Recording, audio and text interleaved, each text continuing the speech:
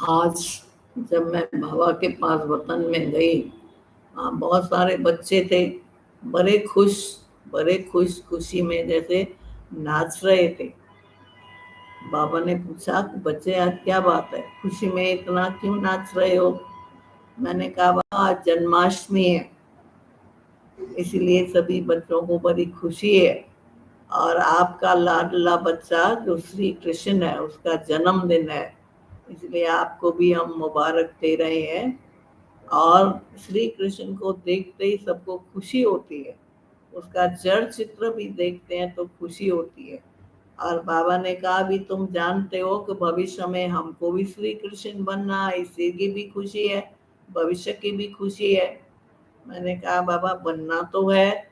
तो बाबा ने कहा श्री कृष्ण का जन्म होता है सतयुग में, और जब उसका जन्मदिन मनाते हैं कब? संगम पर। तो संगम पर श्री कृष्ण की आत्मा ने जो पुरुषार्थ किया, उसके आधार से वो श्री कृष्ण बना। फिर बाबा को मैंने भोग स्वीकार कराया, सबका याद प्यार दिया, विशेष विशेष जिन्होंने दिया था, बाबा ने बड़े प्यार से भोग को स्वीकार किया। और फिर बाबा ने कहा कि देखो बच्चे, तुम्हारा ये जो जन्म है ये अनमोल है, रतन के सब बराबर है, अनमोल रतन है। कहा तुम एक एक बच्चा जो है रतन के समान है।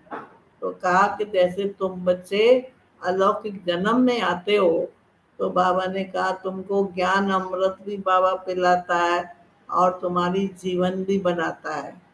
फिर बाबा ने सुनाया कि जब तुम्हारा जन्म होता है तो जन्मदिन की तुमको सभी बच्चों को गिफ्ट भी देता हूँ। वो कौन सी गिफ्ट है? दिव्य बुद्धि रूपी गिफ्ट है।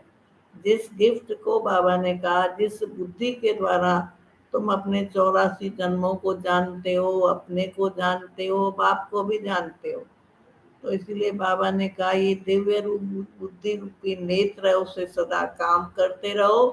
काम माया भी तुम बड़ी चतुर है, वो भी तुम्हारे इस गिफ्ट की कोशिश करती है चोरी करने की। कहा जैसे तुमको कोई गिफ्ट देता है तो संभाल के रखते हो ना, ऐसे तुम दिव्य बुद्धि रूपी गिफ्ट को संभाल के रखो। तो कहा नहीं तो माया तुम्हारी चोरी कर देगी, फिर तुम्हारा बुद्धि का ताला बंद हो जाएगा। इसीलिए बाबा ने कहा कि इस बुद्धि के द्वारा ही तुमको सारा ज्ञान समझ में आता है, तुम योग लगाते हो। तो बाबा ने कहा ये गिफ्ट सभी बच्चों को देता हूँ, लेकिन गिफ्ट को यूज करना, गिफ्ट गिफ्ट की जो है संभाल करना, ये तो तुम्हारा कर्तव्य है।